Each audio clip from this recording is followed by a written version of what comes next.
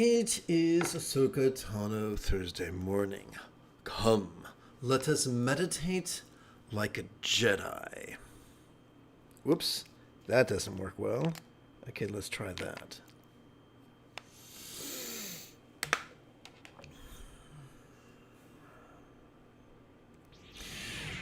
Let us, I think it'd be fun if I went straight to Jumbo Cam. What am I looking for? So, sometimes we feel anger towards real or imaginary people who aren't even there. It might be a memory, it might be a fantasy. But while we're at it, since we can't really get rid of the energy, we can use the energy constructively as if it was a carrier wave. So the next time you catch yourself doing this, you can imagine grabbing the lapel, staring fiercely at their forehead, and proclaiming, Bija wise for your mind, mantra love for your speech, Yidam health for your form, Vati boon for your lot. If you are a regular student of mine, you'll know exactly what that means. If not, don't worry, we'll go over that in the final portion of this morning's lesson. But by the time you've done, you've spent your energy, you've spent it wishing them well, using very, very metaphoric language, which speaks to the deepest part of our mind. How fun is that? Now, together as a team, let us practice the most recent iteration of Buddha's easy meditation. Let's see here what I want to do. Well, I'm going to hit clock and I'm going to hit timer. That's charging. Very nice. And good morning. Welcome aboard. Oopsie, wrong button. Okay, let's go over here.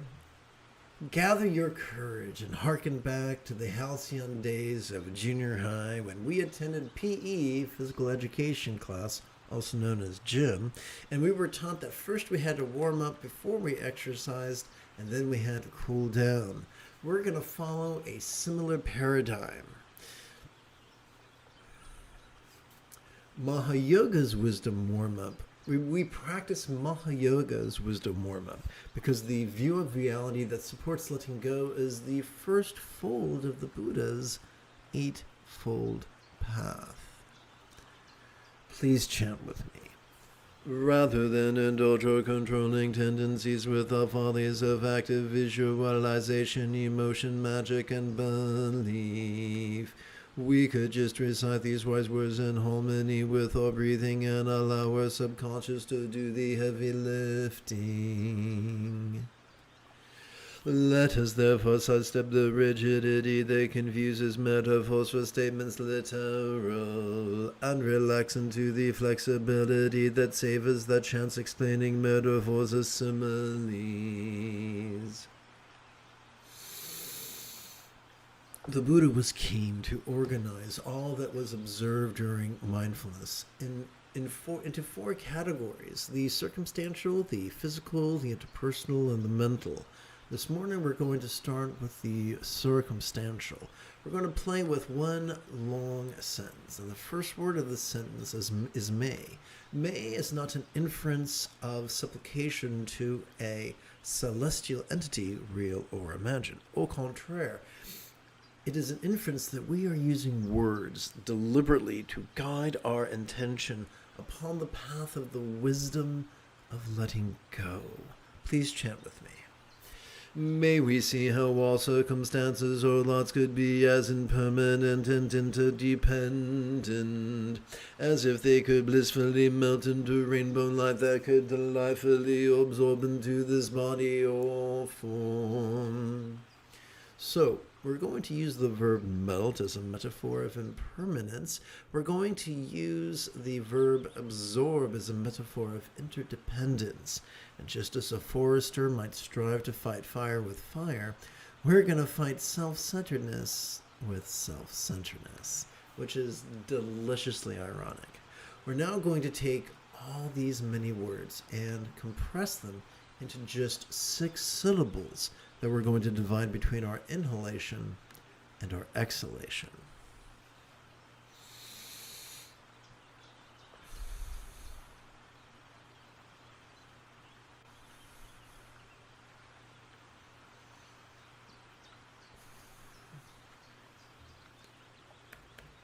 Let's chant. May we feel how all bodies or forms could be as impermanent and interdependent, as if they could blissfully melt into rainbow light that could delightfully absorb into this communicational speech.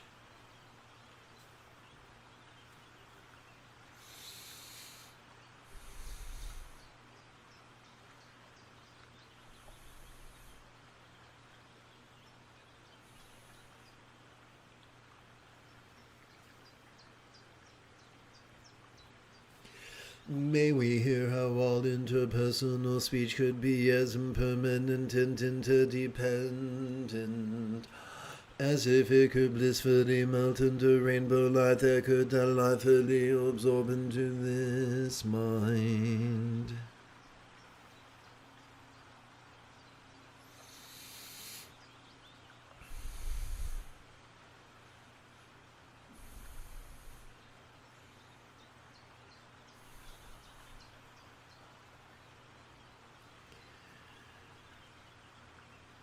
Once one develops a curiosity in Buddhist literature and begins reading, one comes up against the brick wall of emptiness, where people who have no business trying to teach something they clearly don't understand. What's the common denominator of their confusion? They are approaching it literally. Emptiness was always supposed to be a figure of speech, and I'd like to demystify it for you during this practice. You see,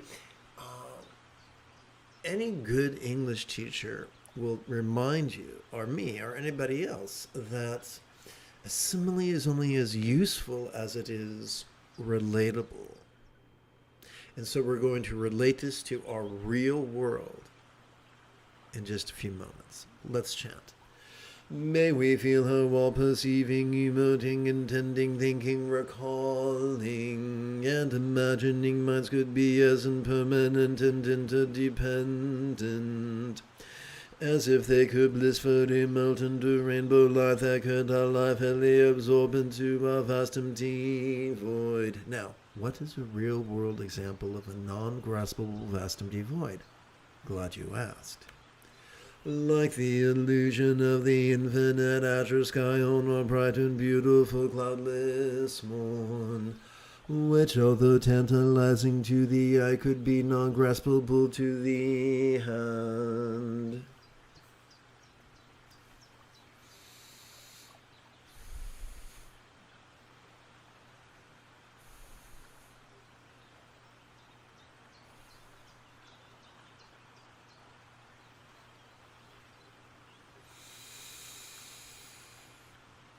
We now turn to the 7th and 8th folds of the Buddha's Eightfold Path, known as Hatha Yoga's mindfulness and meditation, after approximately 30 seconds of housekeeping.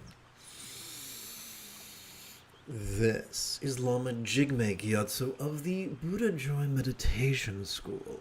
For more than 30 years, I spent about 8 hours a day, almost every day, studying, practicing, mastering, and reverse engineering the teachings and techniques of each school of meditation so that you will not have to. Welcome, my friends, to Meditate Like a Jedi, which is made possible due to the generosity of viewers just like you.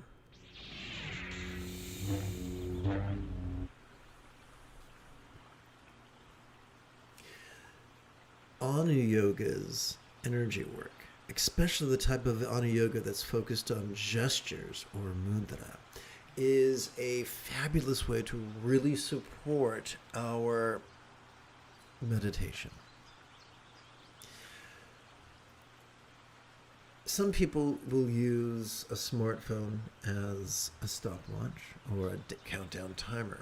Others will use a mala. Sadly, both these things can be confiscated by fascists. Oops, I'm sorry, policemen. So, it's nice to be able to use a timer that is related to one's own body. And for those of you who are as neurodivergent as myself, what follows is an excellent, if not baroque, stimming technique.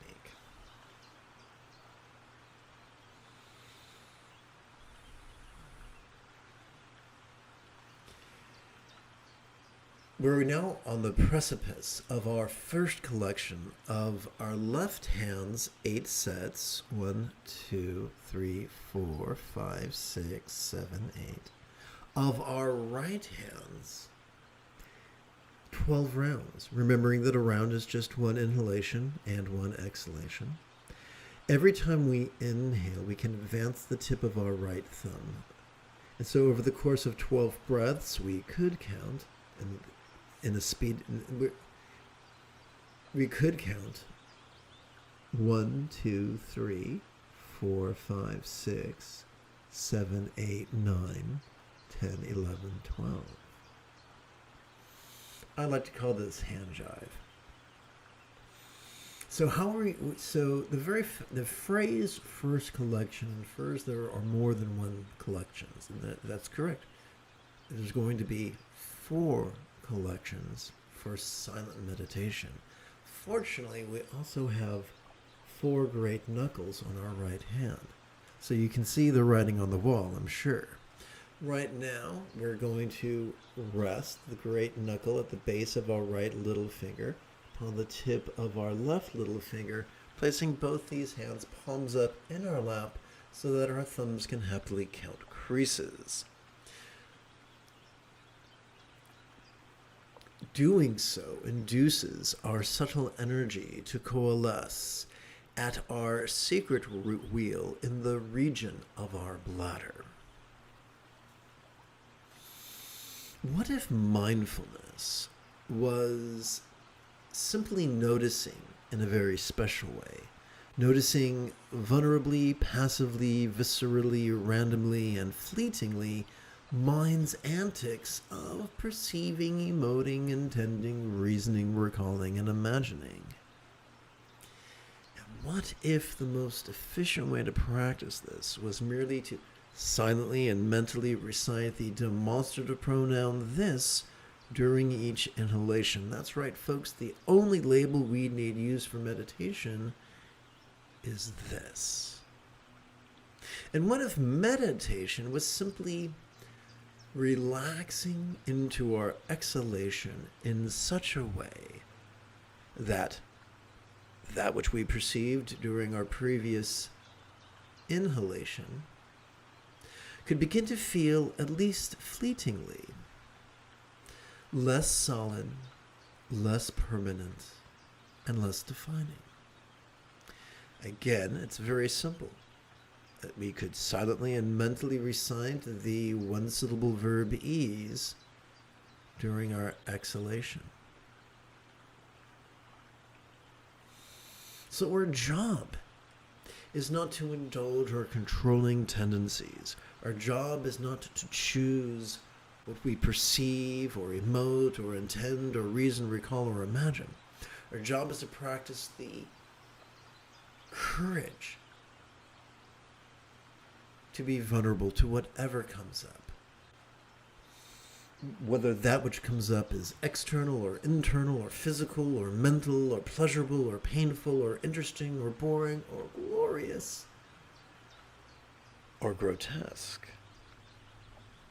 So let us have fun with this, with ease and this and breathing and playing with our fingers.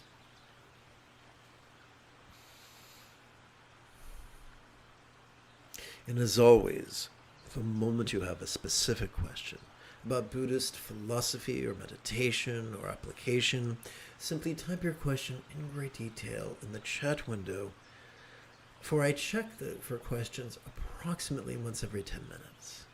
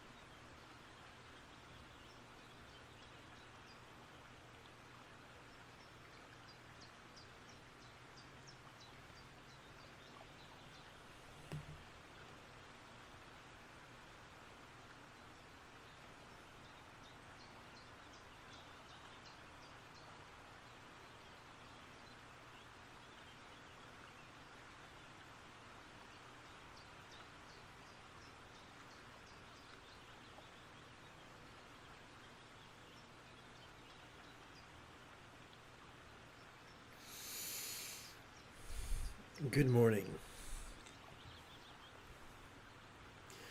We come now to the second quarter of our silent meditation, where we will count on our left hand 8 sets. 1, 2, 3, 4, 5, 6, 7, 8. 8 sets of what? 8 sets of the 12 rounds that we're going to be counting on on our right hand. Every time we inhale, we will advance the tip of our right thumb. And so over the course of 12 leisurely breaths, our thumb could keep count thusly. 1, 2, 3, 4, 5, 6, 7, 8, 9, 10, 11, 12. Doing so not only helps us manage our subtle energies, but if you're as neurodivergent as me, it's a fun form of stimming, albeit slow motion. Now, I've mentioned the phrase second collection, so to keep track of this second collection, we could rest the great knuckle at the base of our right ring finger upon the tip of our left ring finger in our lap. Doing so induces our subtle energy to coalesce at our navel wheel. So I described this as Mudra Anuyoga. We come back now. I think I have to add this over here. Copy. 1, 2. Here we go. Paste. That's better. So now it's time for Ati Yoga. Ati Yoga is spontaneous awareness and release. Well, how does that work? Glad you asked. What if mindfulness was simply noticing in a very specific way? Noticing vulnerably, passively, viscerally, randomly, and fleetingly. To what? To mind's antics of perceiving, emoting, intending, reasoning, recalling, and imagining. And fortunately, it can be practiced in a very easy way. We could silently and mentally recite the demonstrative pronoun this during each inhalation. Now, what if meditation was simply relaxing into our exhalation in such a way as to cause that which we perceived during our previous inhalation to momentarily feel a trifle less solid, less permanent, and less defining? That too could be practiced by silently and mentally reciting the one-syllable verb ease during each exhalation. Sturgeon's law reminds us that 90% of everything sucks, including human beings. So when you come across people who call themselves meditation teachers, but they're still ardent fans of being rigid, fearful, controlling, elitist, cryptic, competitive, and cruel, although heartbreaking, it should not be surprising. So when these people who are rigid hear you speak figuratively, they get confused and perceive it literally. Consider the phrase, everything is awareness. When taken literally, it gives birth to bizarro doctrines. When taken figuratively, it means we don't need to judge ourselves. If we notice beauty or ugliness or discord or harmony or pleasure or pain or deliciousness or disgust or fragrance or foulness, we don't need to judge ourselves for feeling negative emotions or dark intentions or absurd thoughts or painful emotions or terrifying imaginings. For our job is not to choose what we experience, but to merely perceive what we experience and then relax into that experience. Relax into that experience's non-graspable nature. Sometimes people use religious shorthand and just call that everything as awareness. And that's fine if you understand how to unpack it. But if you don't understand how to unpack it, you take it literally, confusion ensues.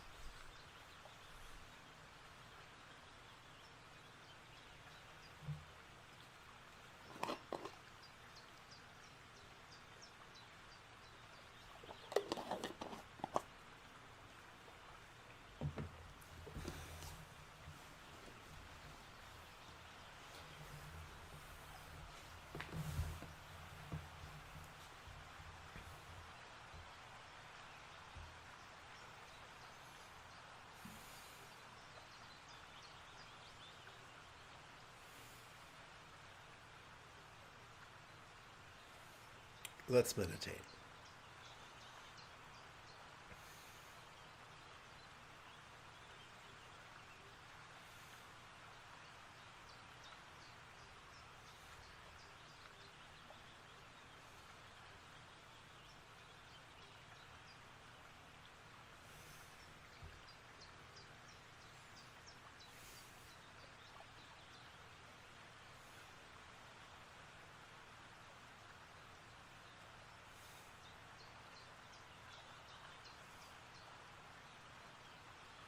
In both the graphic novel as well as the movie 300, the drill sergeant asked the rhetorical question during morning exercise, is there any place you would rather be? Similarly, we do not do meditation so we can do the next thing. We savor meditation as if it was a mental margarita.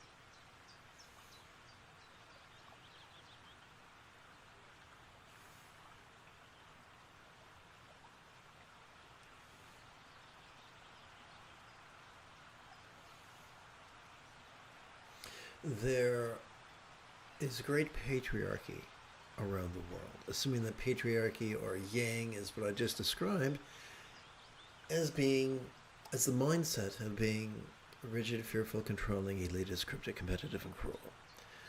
And in Buddhism, we see it in the form of guru devotion. And there's nothing wrong with learning from someone's example and learning from someone's advice. It can be helpful.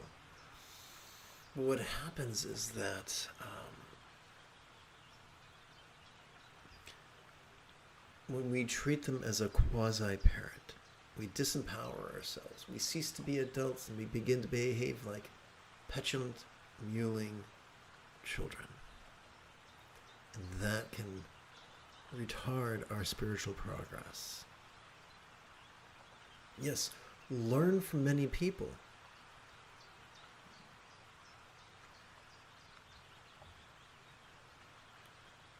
But do not relinquish your power.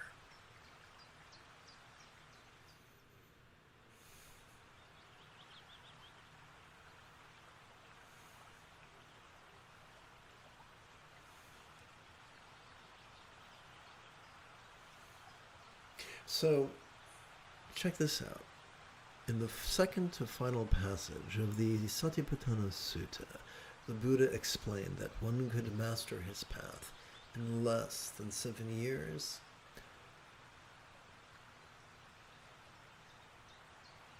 or 7 quarters, or 7 months, or 7 fortnights, or 7 weeks, or even 7 days.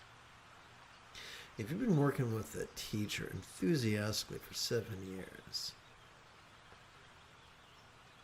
and you have not mastered the path,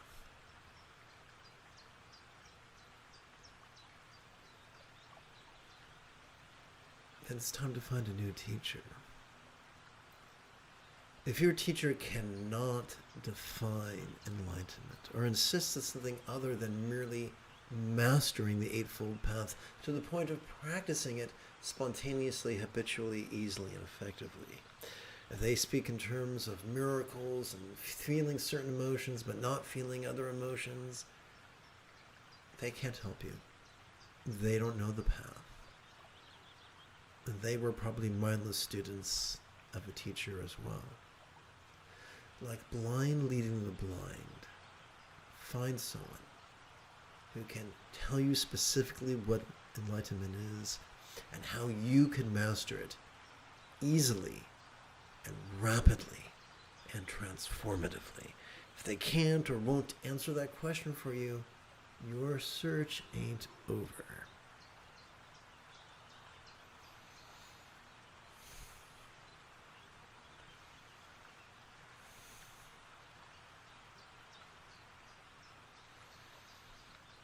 And oh yeah, by the way, if someone says that they need to hit you over the shoulder with a piece of wood to help your spiritual training, invite them to fuck off.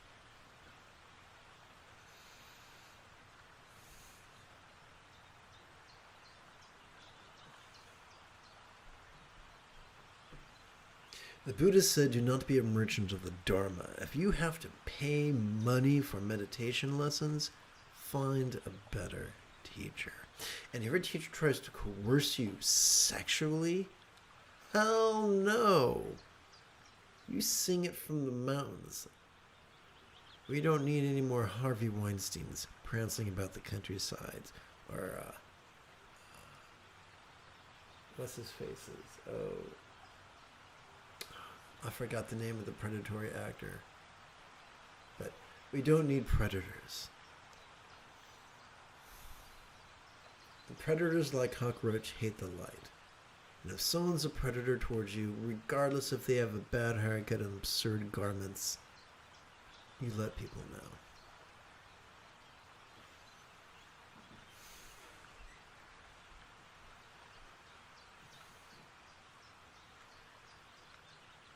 Kevin Spacey, that's it, Kevin Spacey. I once I had a neighbor who was now a producer, but when he was just a PA, he was really abused, sexually abused by Kevin Spacey. And Kevin Spacey is not unique. There are many, many, many predators. There, in every group, there's going to be a minority of predators. I wish that wasn't the case, but it is.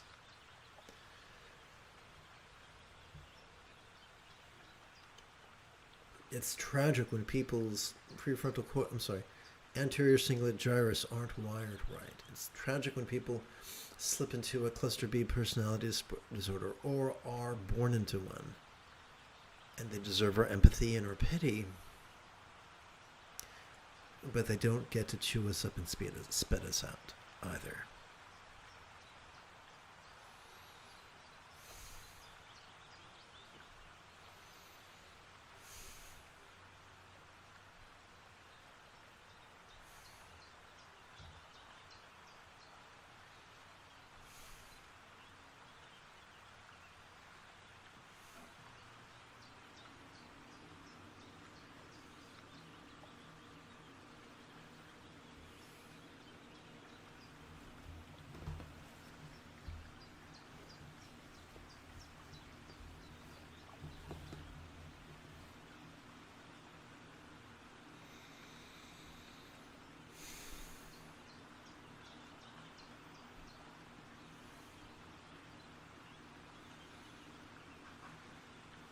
I have Ehlers-Danlos disorder, so my bones are always coming out of joint, so I have to adjust my position frequently in meditation.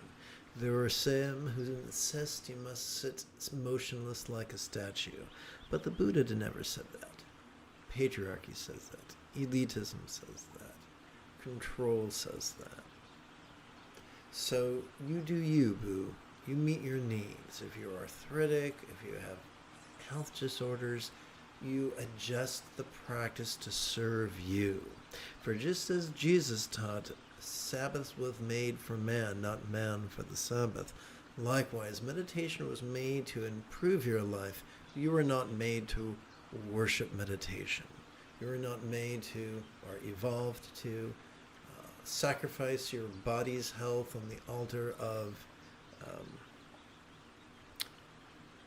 dogmatism.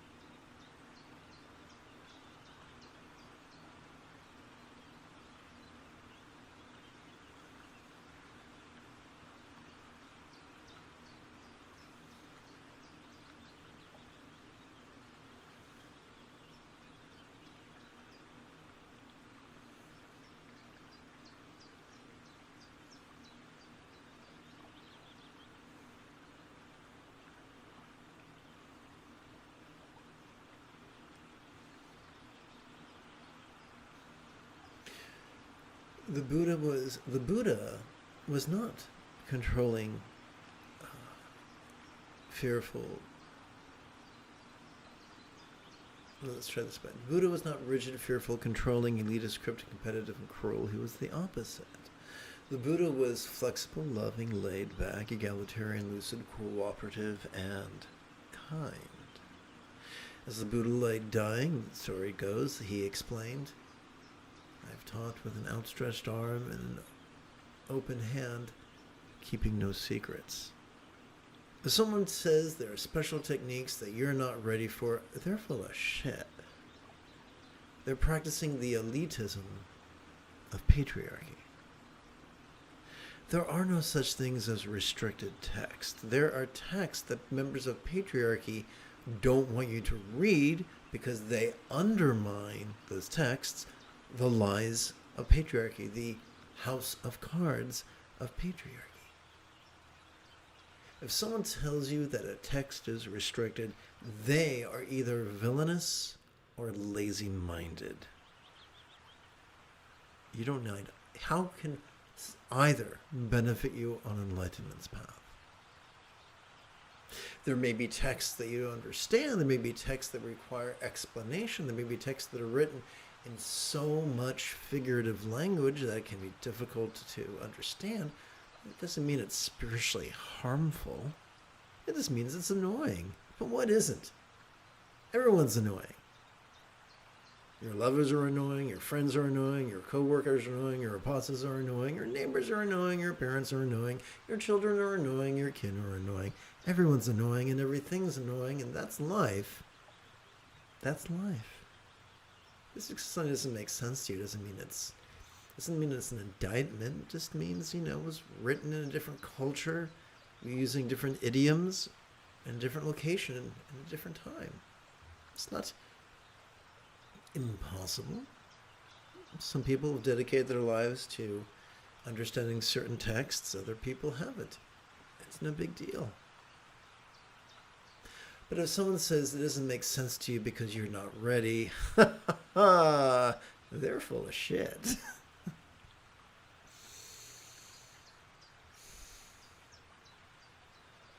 Oh yeah, someone says to you, someone says that you say, get me ready, I'll give you 5 minutes.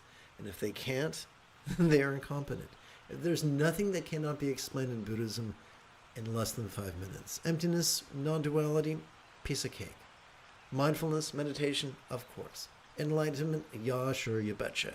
It's super easy. The test of mastery is not whether you can regurgitate nomenclature, but whether you can make it understandable to the unwashed masses.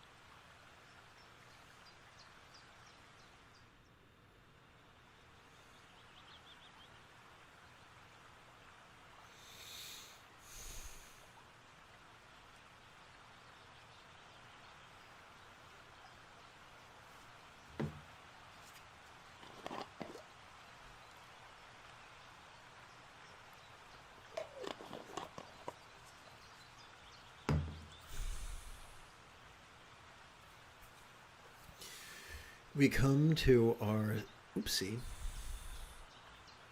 aha. We come to our third of 4 collections of silent meditations, where upon our left hand we count 8 sets thusly. 1, 2, 3, 4, 5, 6, 7, 8. Always beginning with the pinky. Don't know why. Just works better that way. After decades of experimentation, that has been the results I've received.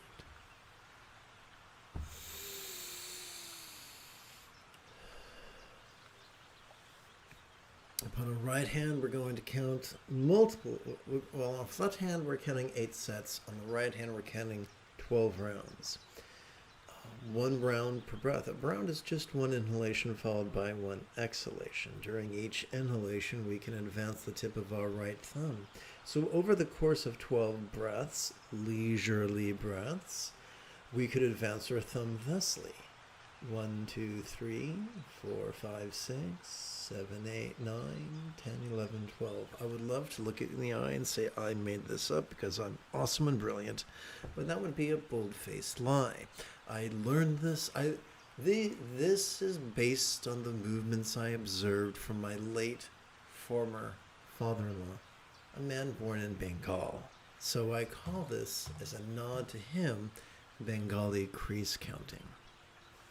Do all Bengalis do it the same way? No. But I count him as one of my teachers, whether he wanted to be or not, just because of that technique. I found it useful.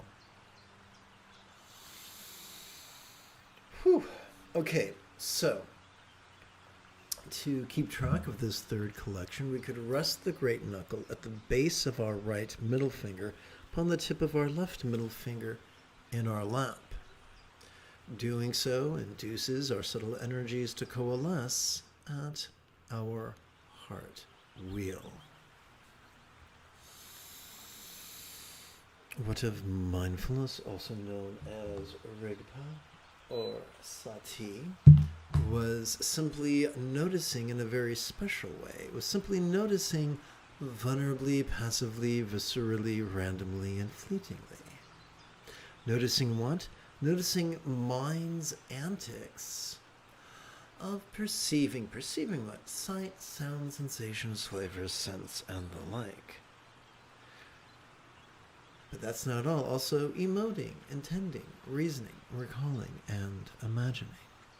And what if the most efficient way to do that was simply to silently and mentally recite the demonstrative pronoun this during each inhalation? But what is meditation then? Described sometimes as dzogchen or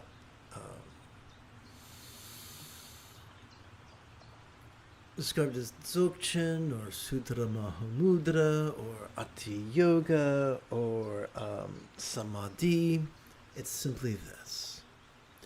It's simply relaxing during our exhalation in such a way as to cause that which we perceived during our previous inhalation to at least fleetingly seem a trifle less solid, a trifle less permanent, a trifle less defining.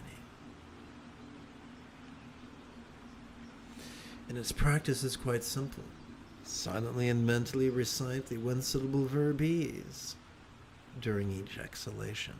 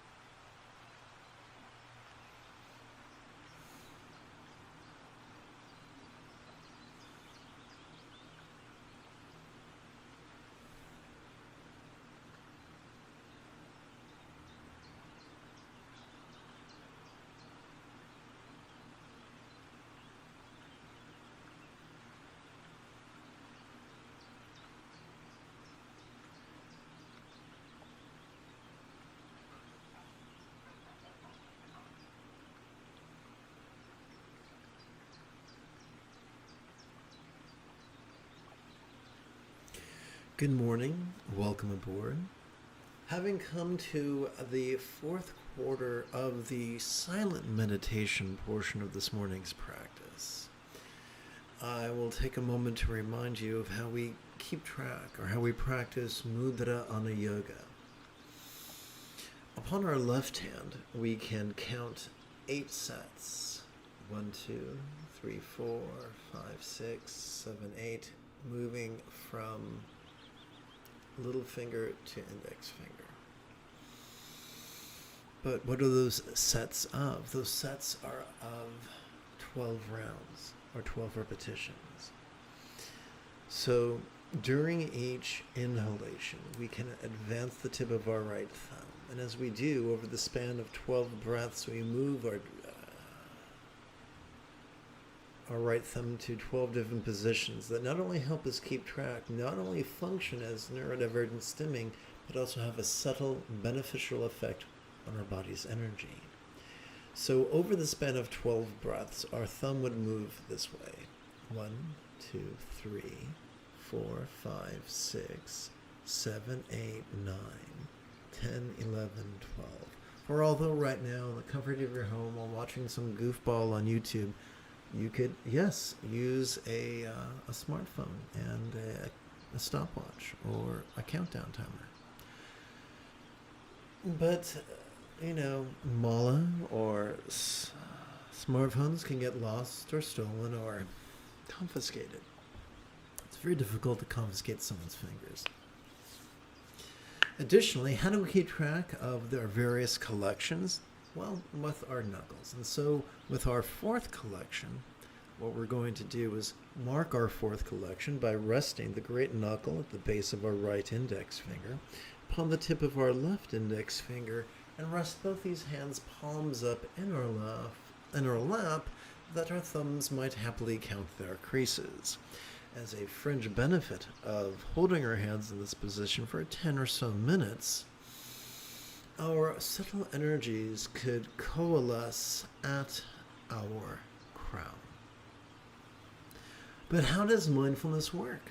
Whether you call it mindfulness or sati or rigpa, it's simply a very special form of noticing vulnerably and passively and viscerally and randomly and fleetingly. Noticing mind's antics of imagining, recalling, reasoning, intending, emoting, and perceiving sights and sounds and sensations and flavors and scents. Oh my. Fortunately, there is an easy way to do this. By silently and mentally reciting the demonstrative pronoun this during each inhalation. But what about meditation? Whether you call it samadhi or jhana or chan or zen or mahamudra or dzogchen or ati yoga, how does it work? It's simply relaxing in harmony with our exhalation in a manner that causes that which we perceive during our previous inhalation to at least fleetingly feel somewhat less solid, less permanent, and less defining of us as individuals. The easy way to practice it, the most efficient way to practice it, is to silently and mentally recite the one-syllable verb ease during each exhalation.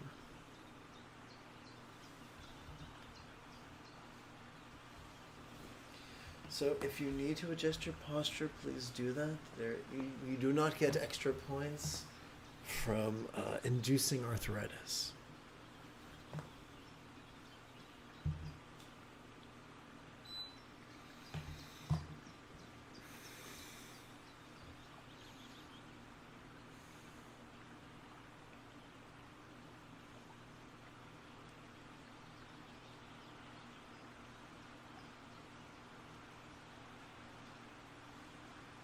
Some people like to meditate with their eyes wide open. Some meditate with their eyes At half-mast, some meditate with their eyes closed. Some gaze at the heavens, some gaze at the horizon, some gaze at the earth. Listen to your body.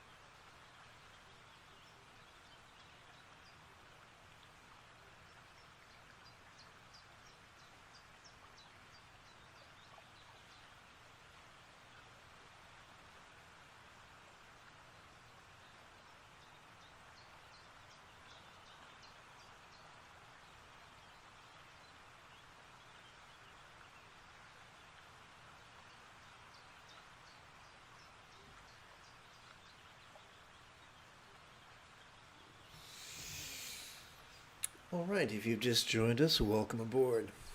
We've just completed our silent meditation, and now we embark upon our mantra meditation by reviewing an explanation of this 12-syllable mantra. The historical Buddha, Gautama, had many names, including Shakya Muni. This mantra plays with that. Please chant with me. With whom we invoke the archetype of the Muni, wise one, Muni, wise one. Maha, greatly wise one, Muni, yea, of the Shakya, Soha, enlightenment for all. So, we invoke the attributes of an archetype of enlightenment, and we wish that all beings everywhere master his eightfold path. The actual practice of mantra meditation is simple. During our inhalation, silently and mentally we recite, relaxing into this. What is this? Whatever spontaneously pierces our sphere of perception, whether it is a sight, a sound, a sensation, a flavor, a scent, or the like, whether it is an emotion, an intention, a thought, a memory, or a figment of our imagination. What do we do with that which we notice? During our exhalation, we physically relax as best we can, while striving to chant these 12 syllables 3 times per breath. So please, if this is your first time hanging out with me, give yourself permission to have a learning curve. Now here's the thing. The most important thing is not how fast you recite this mantra. It's just that you perceive as you breathe in and relax as best you can during the exhalation. That's the key. So, our counting is a bit different. On our right hand, we're going to count 1 breath per finger, and we're going to count 1 mantra recitation per set of creases. So here we go, together as a team. Om Muni Muni Ma Muni Esawa, Om Muni Muni Ma Muni Esawa, Om Muni Muni Ma Muni Esawa. Can you hear in my voice the relaxation? Om Muni Muni Ma Muni Esawa, Om Muni Muni Ma Muni Esawa, Om Muni Muni Ma Muni Esawa. Om Muni Muni Ma Muni Esawa, Om Muni Muni Ma Muni Esawa, Om Muni Muni Ma Muni Esawa, Om Muni Muni Ma Muni Esawa, Om Muni Muni Ma Muni Esawa, Om Muni Muni Ma Muni Esawa.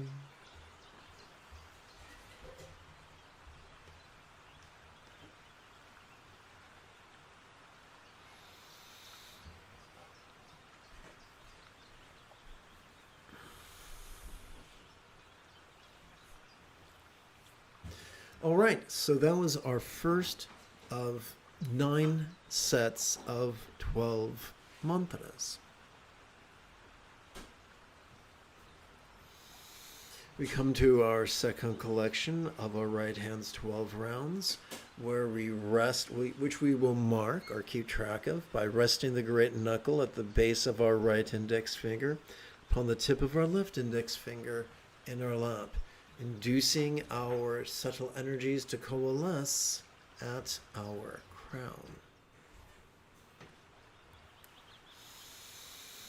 Om Muni Muni Ma Muni Esawa, Om Muni Muni Ma Muni Esawa, Om Muni Muni Ma Muni Esawa, Om Muni Muni Ma Muni Esawa, Om Muni Muni Ma Muni Esawa, Om Muni Muni Ma Muni Esawa,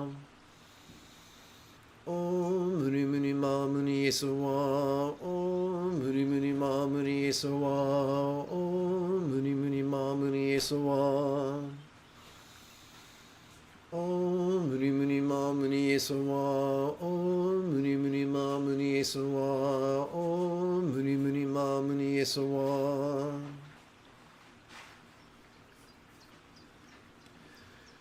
To mark our third of 9 collections of our right hand's 12 rounds, we could rest the great knuckle at the base of our right middle finger upon the tip of our left middle finger in our lap.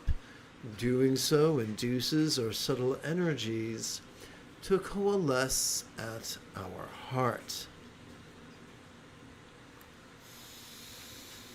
Om Muni Muni Ma Muni Sawa. Om Muni Muni Ma Muni Sawa. Om Muni Muni Ma Muni Sawa. Om Muni Muni Ma Muni Sawa. Om Muni Muni Ma Muni Sawa. Om Muni Muni Ma Muni Sawa.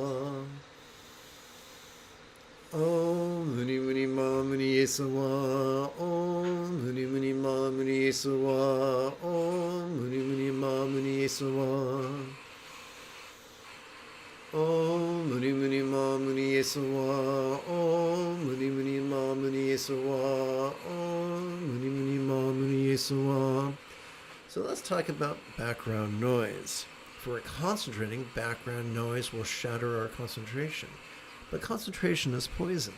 Instead, we're supposed to just notice whatever crosses our sphere of perception, including sound. Whatever sound, so during our exhalation, we relax into whatever sound we perceived during our inhalation. And in so doing, sound can actually enhance our spiritual journey.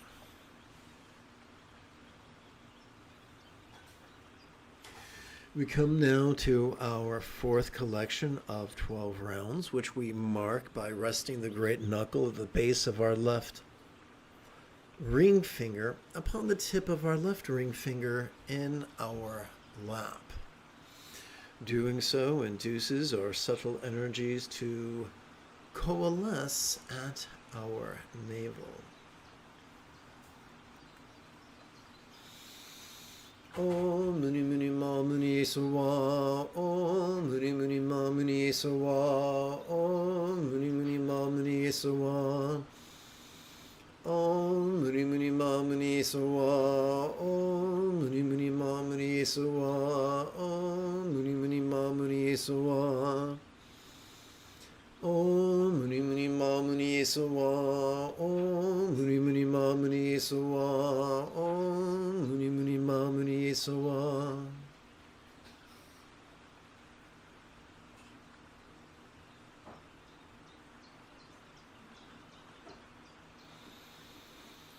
Om Muni Muni Ma Muni Sawa. Om Muni Muni Ma Muni Sawa. Om Muni Muni Ma Muni Sawa.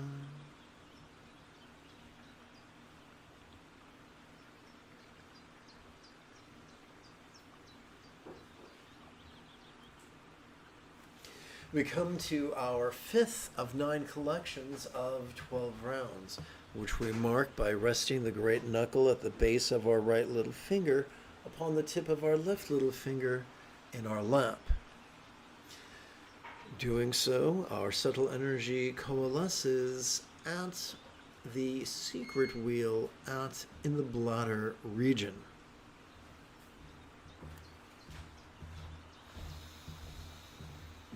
Om Muni Muni Ma Muni Sawa. Om Muni Muni Ma Muni Sawa. Om Muni Muni Ma Muni Sawa.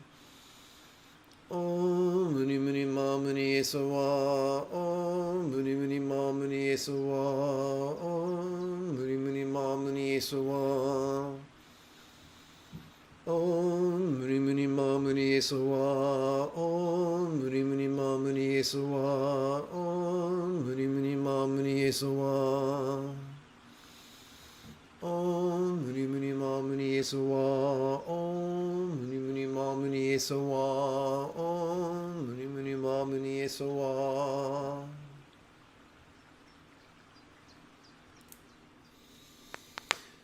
We now shift gears, having already performed the wisdom warm-up and the main event of mindfulness, silent meditation, and mantra meditation. We now turn our attention to Mahayoga's compassionate cool down, for loving kindness comprises 50% of the Buddha's Eightfold Path. And the exercises that follow tie into the opening lesson I gave about an hour and a half ago. Please chant with me. Rather than industrial controlling tendencies with all these of active visualization, emotion, magic, and belief, we could just recite these kind words in harmony with our breathing and allow our subconscious to do the heavy lifting. Let us therefore sidestep the rigidity that confuses metaphors for statements literal, and relax into the flexibility that savors the chance explaining metaphors as similes.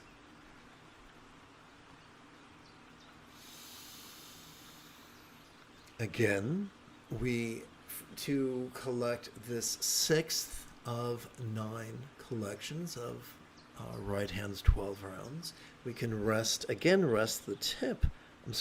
great knuckle at the base of our right little finger upon the tip of our left little finger in our lap. Doing so induces our subtle energies to coalesce at our secret wheel in the bladder region of our lower abdomen. May we be a font of blessing for all upon which we think or who think of us.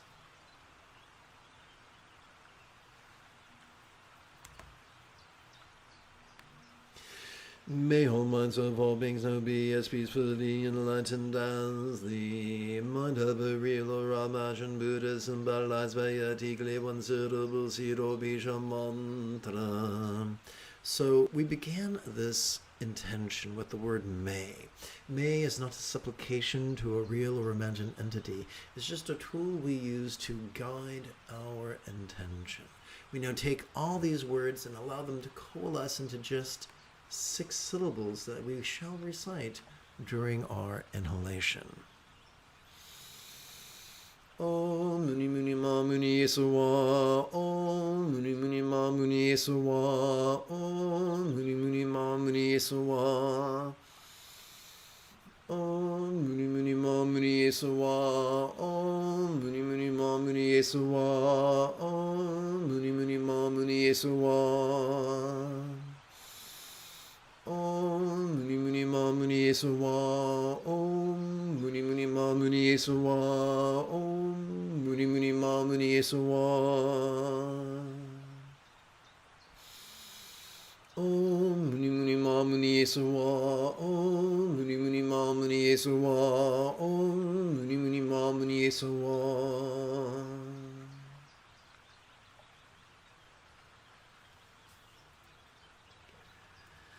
The mental morality of kind intention is the second fold of the Buddha's Eightfold Path. We don't have to work magic.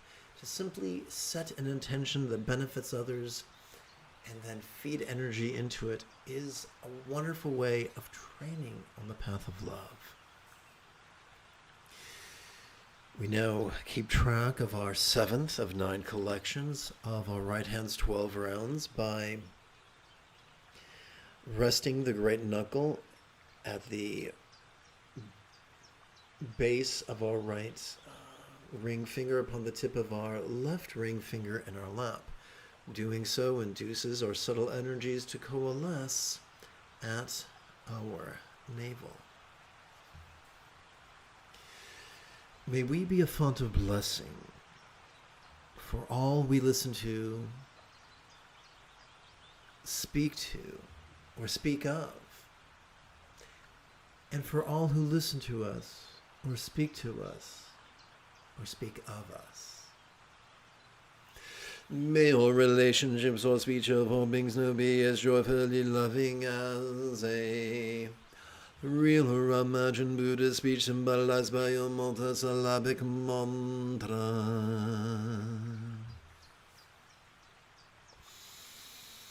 Om Muni Muni Ma Muni Sawa. Om Muni Muni Ma Muni Sawa. Om Muni Muni Ma Muni Sawa. Om Muni Muni Ma Muni Sawa. Om Muni Muni Ma Muni Sawa. Om Muni Muni Ma Muni Sawa. Om Muni Muni Ma Muni Sawa. Om Muni Muni Ma Muni Sawa. Om Muni Muni Ma Muni Sawa. Om Muni Muni Ma Muni Sawa. Om Muni Muni Ma Muni Sawa. Om Muni Muni Ma Muni Sawa. The interpersonal morality of kind communication is the third fold of the Buddha's Eightfold Path. Coming to the 8th of 9 collections of our right hand's 12 rounds, we rest the great knuckle at the base of our right middle finger upon the tip of our left middle finger in our lap. Doing so coalesces our subtle energy, induces our subtle energies to coalesce at our heart. May we be a fount of blessing for all who we touch or all who touch us. May all bodies or forms of all beings now enjoy the beautiful health represented by Buddha statuary, depicting the blissful body of a real or imagined Yadaman archetype of enlightenment such as Shakyamuni.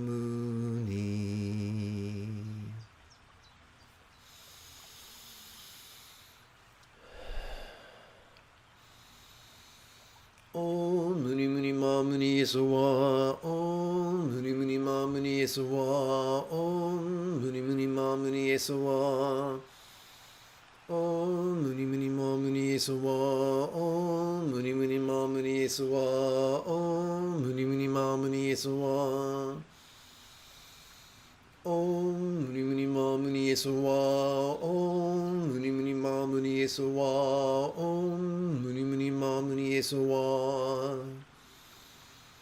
Om Muni Muni Ma Muni Sawa. Om Muni Muni Ma Muni Sawa. Om Muni Muni Ma Muni Sawa.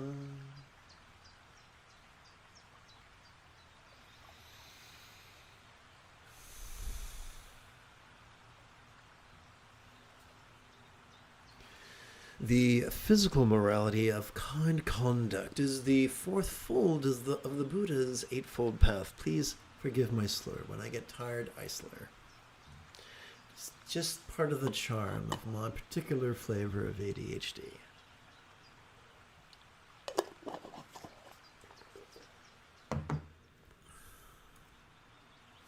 We come now to the 9th of 9 collections of 12 rounds, which we mark by resting the great knuckle at the base of our right index finger upon the tip of our left index finger in our lap. Doing so induces our subtle energy to coalesce at our crown.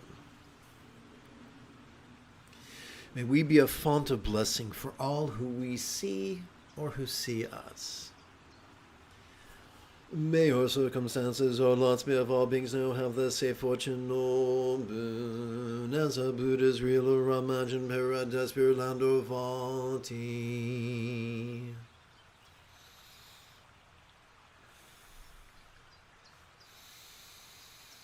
Om Muni Muni Ma Muni Sawa. Om Muni Muni Ma Muni Sawa. Om Muni Muni Ma Muni Sawa. Om Muni Muni Ma Muni Sawa. Om Muni Muni Ma Muni Sawa. Om Muni Muni Ma Muni Sawa. Om Muni Muni Ma Muni Sawa. Om Muni Muni Ma Muni Sawa. Om Muni Muni Ma Muni Sawa. Om Muni Muni Ma Muni Sawa. Om Muni Muni Ma Muni Sawa. Om Muni Muni Ma Muni Sawa.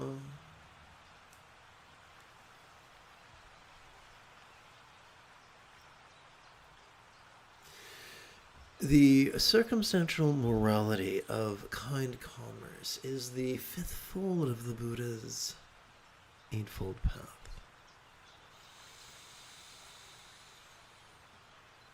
If you feel that I have earned it, you could give this live stream a thumbs up.